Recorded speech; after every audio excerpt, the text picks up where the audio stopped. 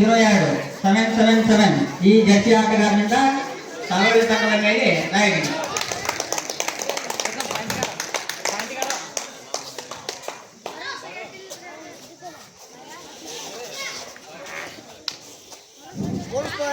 Bonus point ಕಡಕೋಟಿ. ಈಗ ಸಾವಳಿ ತಂಡದ ಆಟಗಾರನಿಂದ ಮೊದಲ ರೈಡ್ ಜರ್ಸಿ ನಂಬರ್ 33.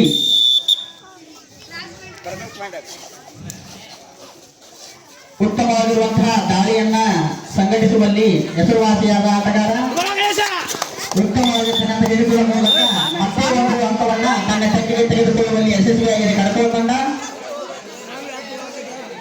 ಈಗ ಕಡಕೋಳ ತಂಡ 2 ಅಂಕಗಳನ್ನ ಪಡೆದುಕೊಂಡಿದೆ. ಈಗ ಮತ್ತೆ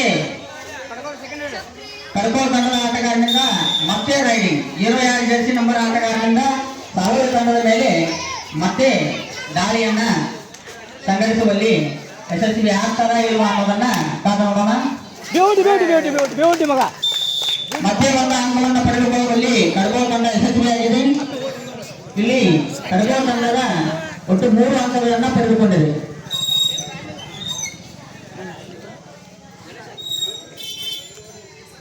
ಈಗ ಸಾವಳಿ ತಂಡದ ಆಟಗಾರನಿಂದ ರೈಡಿಂಗ್ ಜರ್ಸಿ ನಂಬರ್ 08 ಈ ಆಟಗಾರನಿಂದ ಕಡಕೋಳ ತಂಡದ ಮೇಲೆ ರೈಡಿಂಗ್.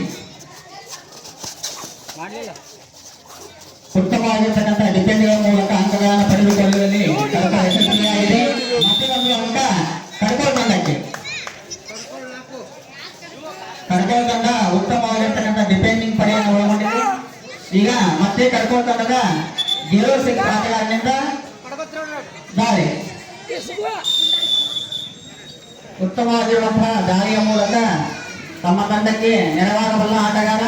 ಮತ್ತೆ ಒಂದು ಅಂಕವನ್ನ ಕಡಕೋಳ ತಂಡಕ್ಕೆ ಸಾವಳಿ ತಂಡ ಬಿಟ್ಟುಕೊಟ್ಟಿದೆ. ಈಗ ಸಾವಳಿ ತಂಡದ ಆಟಗಾರನಿಂದ ಮತ್ತೆ ರೈಡಿಂಗ್. 3ನೇ ರೈಡಿಂಗ್ ಸಾವಳಿ ತಂಡದಿಂದ 3ನೇ ರೈಡಿಂಗ್. ಉತ್ತಮವಾಗಿರುವಂತಹ ದಾಳಿಯನ್ನ ಸಂಘಟಿಸಬೇಕಾಗಿದೆ ಸಾವಳಿ ಟೀಮ್. ಅದೇ ರೀತಿಯಾಗಿ ಉತ್ತಮವಾಗಿರ್ತಕ್ಕಂಥ ಡಿಫೆಂಡಿಂಗ್ ಮೂಲಕ ಮತ್ತೆ ಒಂದು ಅಂಕವನ್ನ ಸಾವಳಿ ತಂಡ ತನ್ನ ಮೊದಲ ಅಂಕವನ್ನ ಪಡೆದುಕೊಂಡಿದೆ.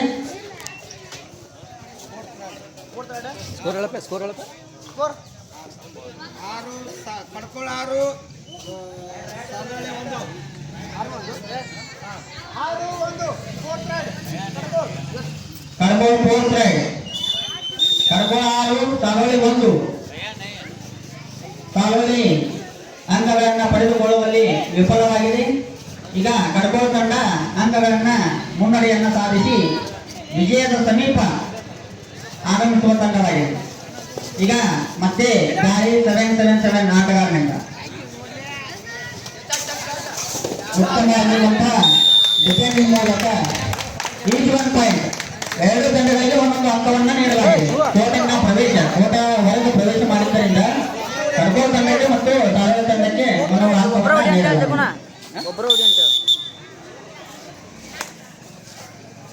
ಈಗ 01 ಜರ್ಸಿ ನಂಬರ್ ಆಟಗಾರನಿಂದ ದಾಳಿ. ಉತ್ತಮವಾಗಿರ್ತಕ್ಕಂಥ ಹಿಡಿತದ ಮೂಲಕ ಮತ್ತೆ ಒಂದು ಅಂಕವನ್ನು ಪಡೆದುಕೊಂಡ ಕಡಕೋಳ ತಂಡ. ಇಲ್ಲಿ ಅತ್ಯಂತ ತುರುಸಿನ ಪಂದ್ಯದಲ್ಲಿ ಕಡಕೋಳ ತಂಡ ವಿಜಯಶಾಲಿಯಾಗಿದೆ.